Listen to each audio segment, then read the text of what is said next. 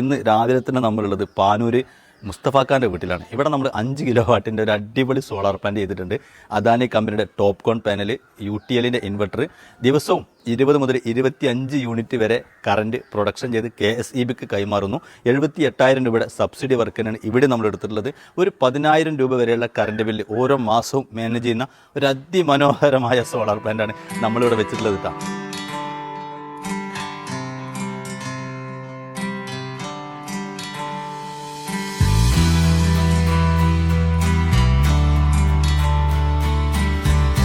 വർക്കെല്ലാം നല്ല വർക്കാണ്. ഞങ്ങൾ പറഞ്ഞ പോലെ ചെയ്തിട്ടുണ്ട്.